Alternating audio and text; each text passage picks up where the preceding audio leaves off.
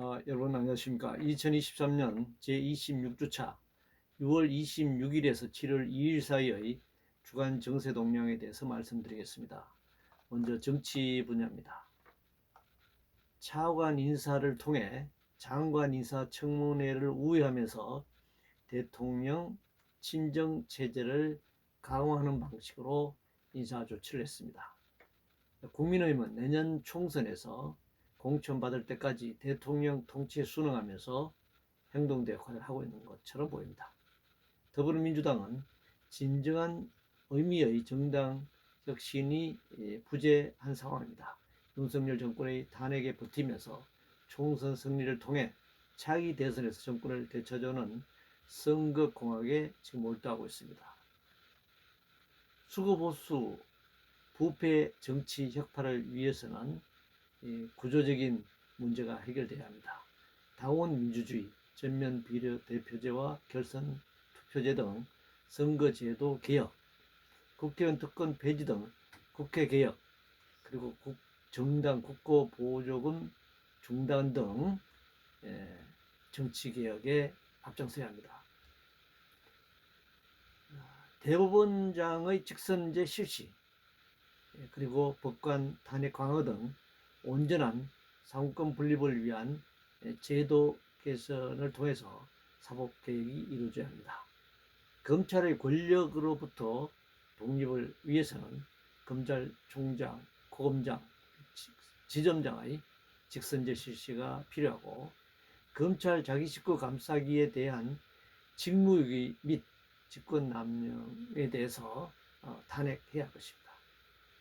감사원법을 위배한 인사에 대한 고발 및 처벌이 필요하고, 감사원장 직선제 실시, 대통령 친정체제 구축이나 야당 탄압을 위한 감사원이라면 해체시켜야 할 것입니다.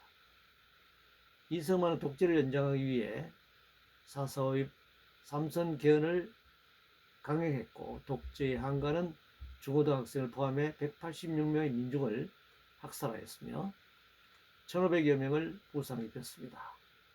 무엇을 기념하겠다는 건지 묻지 않을 수 없습니다. 민주유공자법과 관련해서 민주화 운동 과정에서 목숨을 바쳤거나 실종된 민주 인사들의 명예를 회복시켜달라는 건데, 이것이 이렇게 오랫동안 국회에서 통과되지 못한 이유가 무엇인지 묻지 않을 수 없습니다. 경제 문제입니다. 오늘날 자원 고갈, 생태 파괴, 기후위기, 빈부격차, 차별과 격차, 제국주의 전쟁은 자본주의 성장의 결과물입니다. 지속 가능한 성장이 아니라 지속 가능한 지구를 위해서 탈성장으로 전환할 때입니다. 자본주의 공황적 위기, 한미 경제동맹 예속으로 한중 관계 악화가 오늘날 한국 경제에 있어서 경기 둔화의 중요한 요인이 되고 있습니다. 재벌부자 감세를 감추고 속이기 위해 재정 준칙을 내세워 복지 포퓰리즘과 국가 부채를 윤석열 정부가 부각시키고 있습니다.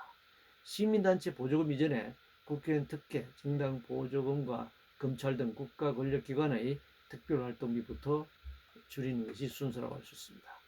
세계화된 자본, 미국 등 경제 강대국의 본사를 둔 글로벌 기업 등의 주변 국가를 상대로 한 FTA 또는 투자적 국가 제소 조항을 폐기해야 할 것입니다.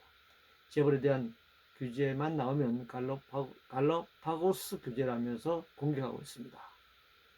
재벌 체제 자체가 지구 환경을 파괴하고 노동계급 착취하여 기존 생태계와 다른 동식물이 존재하는 갈로파고스라고 할 수 있습니다.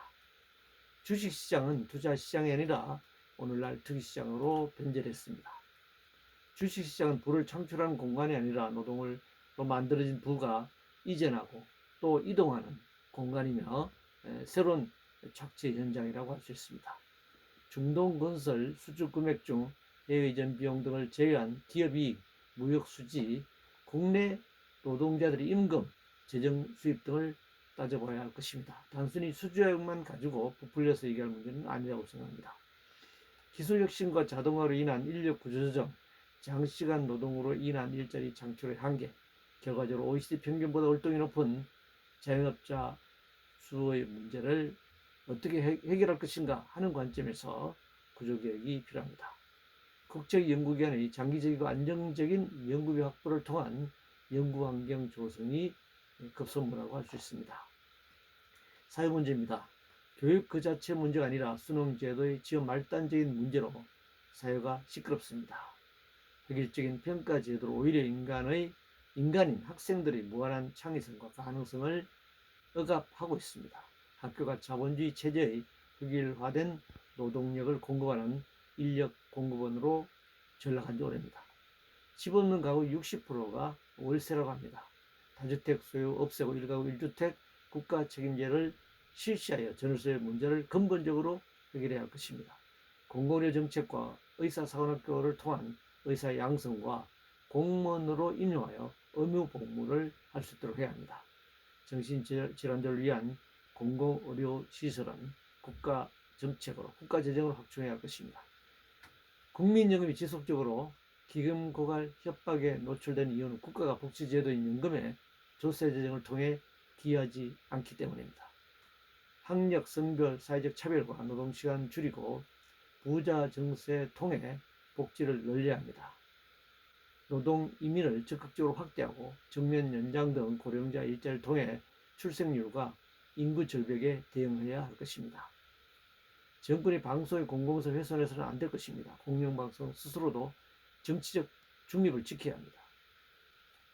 성폭력 가해자는 피해자에 대해 무조건 사과하고 필요한 조치를 취할 것이며, 가해자가 사망 후 그 지지자들이 가해자를 옹호하는 것은 당연히 집단적 2차 가해가 될 수밖에 없습니다. 장마 등 재난이 되풀이되지 않으려면 재난 방지를 위한 예산을 늘려야 하고 미리 대비할 것입니다. 노동 문제입니다. 헌법이 규정한 노동 3권 중 파업의 정책 요구를 건 파업은 안 된다는 내용은 헌법 어디에도 없습니다. 노동자들의 모든 요구는 정치적인 것입니다.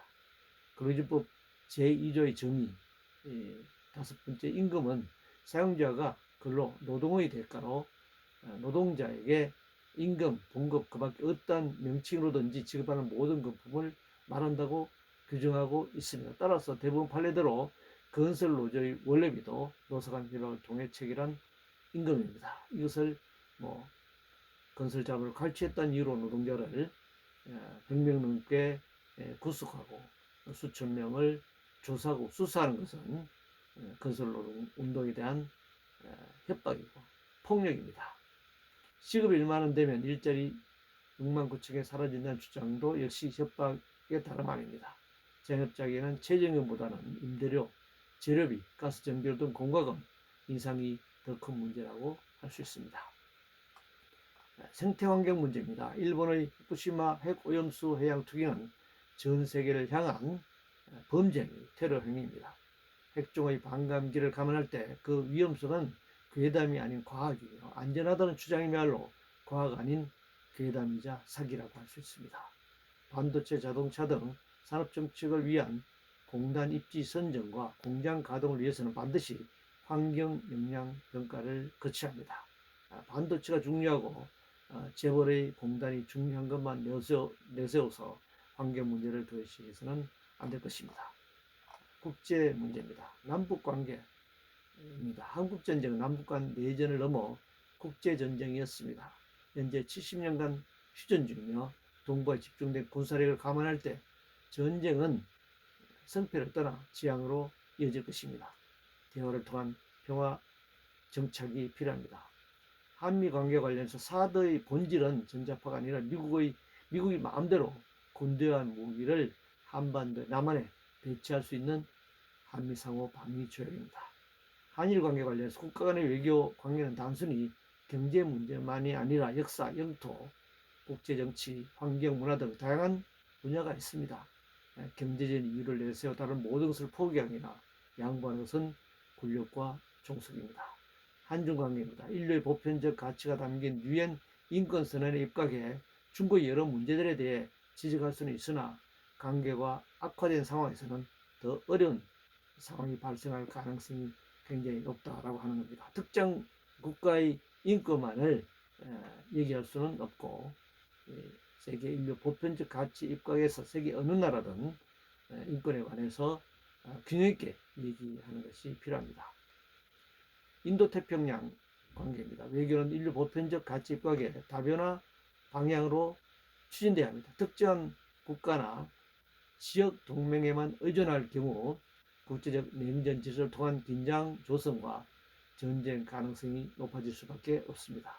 현재 벌어지고 있는 러시아 상황은 잠재되어 있던 내부 정치적 상황이 노후 전쟁으로 인해 표출되었다고 하는 점입니다. 단순히 러시아의 내전 내부 정치 문제만 만으로 푸틴 정권을 바라볼 수는 없는 문제이고 노후 전쟁으로부터 촉발된 문제라는 점을 우리가 간과해서는 안 될 것입니다. 이상으로 2023년 제26주차 정세 동향에 대해서 말씀드렸습니다.